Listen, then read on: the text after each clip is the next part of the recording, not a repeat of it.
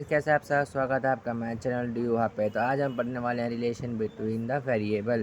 तो इसका introduction start करते हैं। दिस यूनिट एक्सप्लेन क्या करते हैं, how the two variables are related with the graphical and statistical method. Graphical statistical method का यूज़ करते हुए कैसे दो वेरिएबल्स एक दूसरे से रिलेटेड होते हैं, उनकी चीज़ें एक दूसरे को जो है वो जोड़ के रखती है।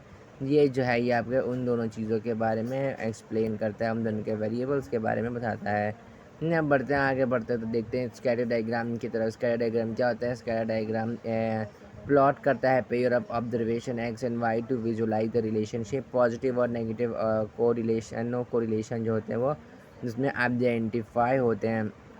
एक आप बोलोगे, आप ये वीडियो देखें और एक बार पहली बार देखेंगे तो आपको वीडियो डिटेल में जो आपको समझ में हो सकता है ना है, या आपके अकॉर्डिंग हो कि आप बोलो कि भैया यार ये तो आप एग्जैक्ट वो पढ़ा ही नहीं रहे जो मैं आप वो पढ़ा रहा हूँ जो आपके पेपर में पूछे जाते हैं।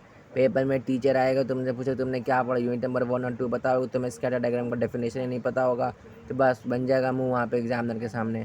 तो ये आपको मैं उस तरीके से पढ़ा रहा हूँ जिसका तो तुम पेपर में लिख के आओ, ठीक है। वो बाकी डिटेल में जो तुम्हारा प्रोजेक्ट वगैरह होता है वो तो मैं उतनी उम्मीद करता हूँ कि तुम उधर से चाप चुप के बना ही लोगे, ठीक है। तो ये तो होगा तुम्हारा स्कैटर डायग्राम की तरफ। स्कैटर डायग्राम क्या होता है? प्लॉट करता है। स्कैटर डायग्राम प्लॉट क्या करता है? Pair of observation X and Y to visualise the relationship. Positive negative and zero correlation करता है। कोरिलेशन, अब तुमने स्कैटर डायग्राम हो गया। अब जैसे ही तुमने देखा no correlation can be identified होते हैं स्कैटर डायग्राम में, तो अब फट से दिमाग में आई कोरिलेशन की डेफिनेशन कौन सी है। तो कोरिलेशन क्या होता है? कोरिलेशन की रेंज होती है कहाँ से, -1 से लेकर +1 तक। +1 को आप बोलते हो परफेक्ट पॉजिटिव, -1 को बोलते हो परफेक्ट नेगेटिव, 0 को बोलते हो no correlation. Coefficient of determination R का स्क्वायर इक्वल्स में स्मॉल आर का स्क्वायर शो करता है proportion of the variation explain. फिर आता है आपका hypothesis. Hypothesis, model specification and testing. इसमें होता है आपका नल हाइपोथेसिस। नल हाइपोथेसिस का मतलब क्या होता है? No relationship. अल्टरनेटिव हाइपोथेसिस का मतलब होता है कि रिलेशनशिप कुछ एग्जिस्ट करता है। फिर होता है आपका relationship model are being tested using the T test and F test with the P values. या फिर कहता है bivariate and regression and regression equation होती है आपकी Y equals to a+b(x). Least square method जो होता है मिनिमाइज करता है स्क्वायर्ड एरर्स को। The regression line is a curve of the best fit M use for कैसे प्रिडिक्शन पे यूज़ होता है।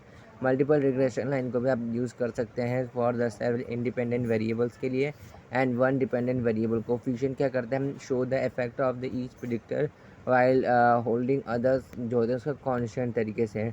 अब हमारे इंपॉर्टेंट फार्मूला की तरह को कौन कौन सा फार्मूला याद करने हैं और कौन कौन से फार्मूला ध्यान रखने हैं अपने पेपर में जब आप कंप्यूटर में सॉल्व करेंगे। वो एग्जाम्पल होता है आपका correlation coefficient R equal to COV(x, y) slash में स्टैंडर्ड डेविएशन ऑफ एक्स पर स्टैंडर्ड डेविएशन ऑफ वाई। है फॉर्मूला आपको सुनाना होगा कहाँ पे? अपने एग्जामिनर को जब वो वाइवा में पूछेगा। कोफिशिएंट ऑफ डिटर्मिनेशन आर का स्क्वायर इक्वल्स में स्मॉल आर का स्क्वायर, ये भी आपको बताना होगा उसको। सिंपल रिग्रेशन का इक्वेशन कैसी बनती है आपकी? वाई इक्वल्स में a+b(x). मल्टीपल रिग्रेशन इक्वेशन कैसे बनती है? वाई इक्वल्स में a+b1 x1 प्लस में b2 x2 ये आपको प्रॉपर एक्सप्रेस के लिख के बताना होगा। बेसिकली एग्जाम टिप्स क्या होते हैं? एग्जाम टिप्स कुछ नहीं है, आपको जब से पढ़ाई करनी है अच्छे से तैयारी करनी है, ठीक है। चलो फालतू की बात नहीं, सीधा पढ़ाई करो, नो बकवास।